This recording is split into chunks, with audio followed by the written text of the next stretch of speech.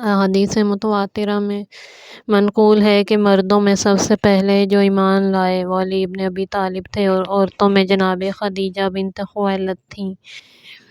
دوسری متواتر خبروں میں وارد ہوا ہے کہ جناب رسول خدا صلی اللہ علیہ وآلہ وسلم نے فرمایا کہ بہترین زنان بہشت 4 عورتیں ہیں: خدیجہ بنت خویلد، فاطمہ بنت محمد سلام اللہ علیہا، مریم دختر عمران اور آسیہ دختر مزاحم زوجہ فرعون۔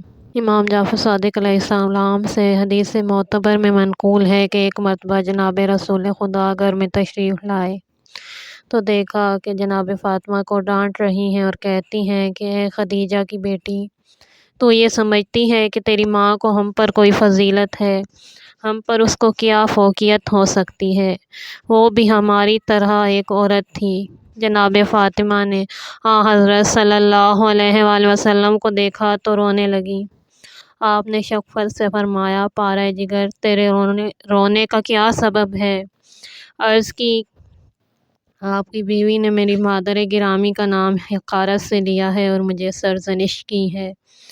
یہ سن کر حضرت صلی اللہ علیہ وآلہ وسلم کو غصہ آ گیا اور فرمایا، اے حمیرہ، خاموش ہو، خدا اس عورت کو برکت دیتا ہے جو اپنے شوہر کو بہت دوست رکھتی ہے اور اس کے اولاد بہت ہوتی ہے، اور خدیجہ، خدا اس پر رحمت نازل کرے، اس کے بطن سے خدا نے مجھے طاہر و مطہر عبداللہ و قاسم سے 2 فرزند عطا فرمائے، اور ان کے شکم سے رقیہ، فاطمہ، زینب اور کلثوم پیدا ہوئیں، لیکن تیرے رحم کو خدا نے بانجھ قرار دیا کہ کوئی بچہ تجھ سے پیدا نہ ہوا۔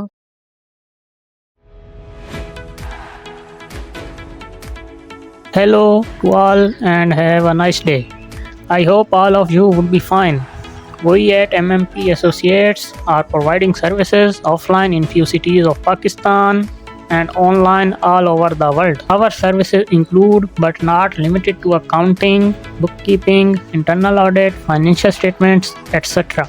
If you require any of these services, please contact by email or WhatsApp as mentioned in this visiting card at the end of this video. Thank you very much. سند معتبر امام محمد باقر علیہ السلام سے منقول ہے کہ جب مجھے کو جبرائیل معراج میں آسمانوں پر لے گئے اور میں واپس آیا تو جبرائیل سے پوچھا، تمہاری کوئی حاجت ہے؟ عرض کی، یہ ہے کہ خدیجہ کو خدا کی جانب سے اور میری طرف سے سلام کہہ دیجیے گا۔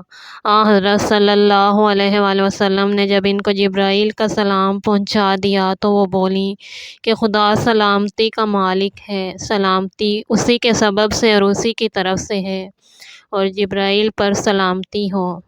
دوسری روایت میں ہے کہ جب کبھی جبرائیل نازل ہوتے اور خدیجہ وہاں موجود نہ ہوتی تو ان کو سلام کہلاتے تھے۔ کتب راوندی ابن شہر آشوب کی ہے کہ حضرت صلی اللہ علیہ وآلہ وسلم کے ساتھ جناب خدیجہ کی تزویج کا یہ سبب تھا کہ ایک مرتبہ عید کے دن زنانِ قریش مسجد الحرام میں جمع ہوئیں۔ ناگاہ ایک یہودی ان کے سامنے سے گزرا اور کہنے لگا کہ بہت جلد تم میں ایک پیغمبر مبعوث ہوگا، لہٰذا تم ہر ایک اس سے نکاح کر لینے کی کوشش کرو۔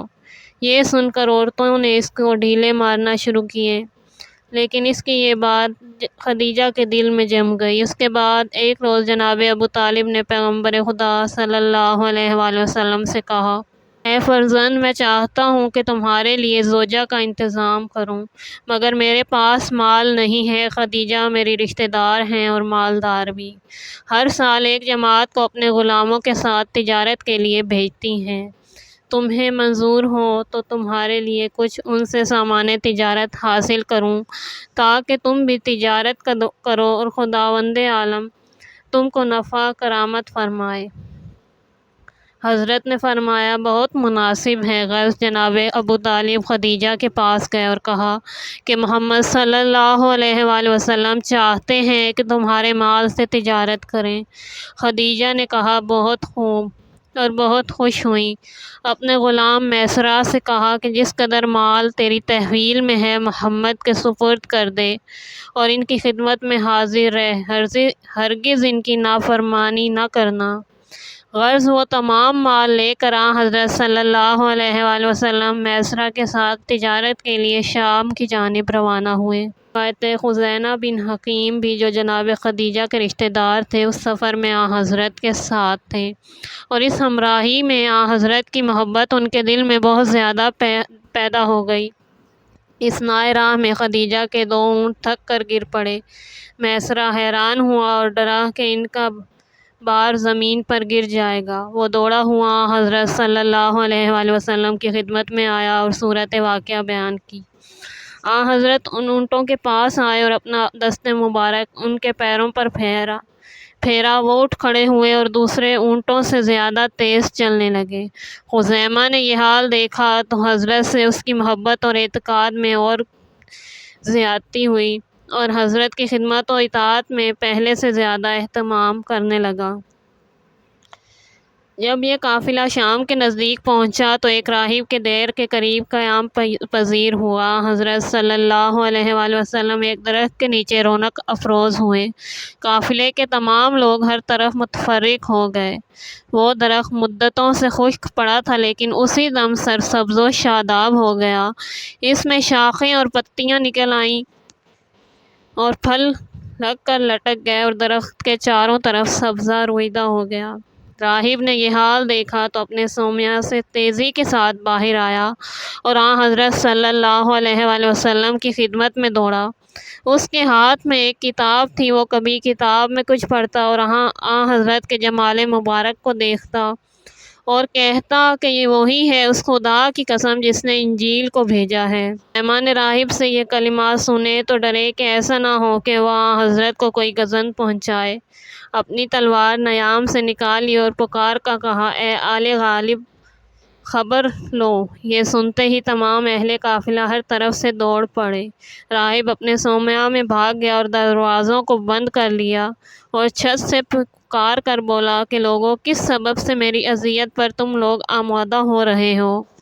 اسی خدا کی قسم جس نے آسمان کو بے ستون قائم فرمایا ہے کہ کوئی قافلہ اس مقام پر قیام پذیر نہیں ہوا جو تم سے زیادہ مجھ کو محبوب ہو، اور اس کتاب میں جو میرے ہاتھ میں لکھا ہے کہ یہ جوان جو اس درخت کے نیچے بیٹھا ہے خدائے ارض و سماء کا رسول ہے، جو شمشیر و جہاد کے ساتھ مبعوث ہوگا اور بے شمار کافروں کو ہلاک کرے گا، اور وہ خاتم المرسلین ہے۔ جو شخص اس کی اطاعت کرے گا نجات پائے گا اور جو نافرمانی کرے گا گمراہ ہوگا۔ پھر خزیمہ سے پوچھا کہ آیا تم اس کی قوم سے ہو؟ کہا نہیں، بلکہ اس کا خادم ہوں۔ اور درمیان راہ میں حضرت سے جو معجزات اس نے دیکھے تھے راہب سے بیان کیے۔ راہب نے کہا، اے شخص، وہ پیغمبر آخر الزمان ہے۔ ایک راز میں تم سے بیان کرتا ہوں جس کو پوشیدہ رکھنا۔ میں نے کتابوں میں پڑھا ہے کہ وہ دنیا پر غالب ہوگا اور قوموں پر مسلط ہوگا۔ اس کا علم کسی جنگ سے بغیر فتح واپس نہ آئے گا۔ اس کا علم کسی جنگ سے بغیر فتح واپس نہ آئے گا کہ وہ دنیا پر غالب ہوگا۔ اس کے دشمن بہت ہیں اور زیادہ تر یہودیوں میں سے اس کے دشمن ہیں، لہٰذا ان سے اس کی حفاظت کرنا۔ پھر وہ قافلہ وہاں سے شام میں پہنچا۔ ان کو تجارت میں بہت فائدہ ہوا۔ پھر وہ لوگ واپس آئے اور مکہ کے قریب پہنچے تو میسرہ نے حضرت سے کہا، اے صاحب اوصاف پسندیدہ، ہم نے آپ سے اس سفر میں بہت معجزات دیکھے۔ جس پتھر اور درخت کے پاس سے ہمارا گزر ہوا ان سب نے آپ پر سلام کیا اور کہا، السلام علیکہ یا رسول اللہ۔ اس سفر میں گھاٹیاں تھیں جو ہر مرتبہ مدتوں میں طے ہوا کرتی تھیں۔ اس مرتبہ آپ کی برکت سے ایک رات میں طے ہو گئیں، اور اس مرتبہ جس قدر نفع تجارت میں ہوا 40 سال کی مدت میں اب تک نہ ہوا تھا۔ لہٰذا مناسب یہ ہے کہ آپ خود جا کر خدیجہ کو اس سفر کی خوشگواری اور سود مندی کی خبر دیجیے تاکہ وہ خوش ہو جائیں۔ حضرت یہ سن کر اہل قافلہ سے پہلے روانہ ہوئے اور خدیجہ کے مکان کی جانب رخ فرمایا۔ اس وقت وہ اپنی چند عورتوں کے ساتھ بالا خانہ پر بیٹھی تھیں۔ راستے پر نگاہ تھی، ناگاہ ان کی نظر ایک سوار پر پڑی جو دور سے آ رہا تھا، اور ایک بادل کا ٹکڑا ان کے سر پر سایہ کیے ہوئے تیزی سے اس کے ساتھ آ رہا تھا، اور 2 فرشتے اس کے دائیں اور بائیں ہوا پر اس کے ساتھ چلے آ رہے تھے جن کے ہاتھوں میں برہنہ تلواریں تھیں۔ بادل میں سے ایک قندیل بالائے سر لٹکی ہوئی تھی اور اس ابر کے چاروں طرف یاقوت کا ایک خیمہ ہوا پر ساتھ ساتھ تھا۔ جناب خدیجہ یہ حال دیکھ کر متعجب ہوئیں اور دل میں کہا، خداوندہ، ایسا کر کے یہ تیری بارگاہ کا مقرب بندہ میرے حق کا شانے میں آئے۔ جب حضرت اور قریب آئے تو پہچانا کہ یہ محمد ہیں۔ بس ننگے پیر حضرت کی طرف دوڑیں اور جا کر آپ کے پائے اقدس کو چوم لیا۔ حضرت نے ان کو بخیر و عافیت اور کامیابی کے ساتھ واپسی کی خوشخبری دی۔ خدیجہ نے کہا، یا حضرت میسرہ آپ کے ہم رکاب کیوں نہ آیا؟ فرمایا، پیچھے آ رہا ہے۔ خدیجہ نے کہا، اے سید حرم و بطحہ، واپس تشریف لے جائیے اور میسرہ کے ساتھ واپس آئیے۔ اس سے مقصد یہ تھا کہ جو کچھ از قسم ابر و نور وغیرہ دیکھا ہے دوبارہ عین الیقین کے ساتھ مشاہدہ کر لیں۔ حضرت واپس چلے تو ابر بھی ساتھ ہی سایہ فگن واپس ہوا اور پھر واپسی میں اسی طرح ساتھ رات رہا۔ پھر تو خدیجہ کو حضرت کی عظمت و جلالت کا یقین ہو گیا۔ غرض میسرہ نے خدیجہ سے کہا، اے خاتون، اس سفر میں معدن فضل و کمال سے ایسے حیرت انگیز واقعات ظاہر ہوئے کہ برسوں میں بیان نہیں ہو سکتے۔ تھوڑے سے تھوڑا کھانا حضرت کے سامنے لایا جاتا اور اس پر اپنا دست مبارک رکھ دیتے تو بہت سی جماعتیں سیر ہو جاتیں اور کھانا کم نہ ہوتا۔ جب دھوپ تیز ہوتی تو دو فرشتے آپ پر سایہ کیا کرتے تھے۔ جس درخت اور پتھر و کنکر کی طرف آپ گزرتے سب آپ کو سلام کیا کرتے۔ پھر راہبوں کے اور دوسرے حالات بیان کیے۔ یہ تمام حالات سن کر خدیجہ نے اپنے مزید اطمینان کے لیے ایک طبق رطب حضرت کے لیے منگایا اور چند اشخاص کو بلا کر حضرت کے ساتھ کھانے میں شریک کر دیا۔ سب کے سب سیر ہو گئے اور رطب بدستور باقی رہا۔ دیکھ کر خدیجہ نے خوشی میں اس خوشخبری دینے کے سبب میسرہ اور اس کے لڑکوں کو آزاد کر دیا اور 10,000 درہم عطا فرما کر کہا کہ حضرت کے ساتھ جائیں اور حضرت سے التجا کی، اپنے چچا ابو طالب سے کہیں کہ میرے چچا عمر بن اسد سے اپنے واسطے میری خواستگاری کریں اور اپنے چچا کے پاس کہلا بھیجا کہ مجھ کو محمد صلی اللہ علیہ وآلہ وسلم کے ساتھ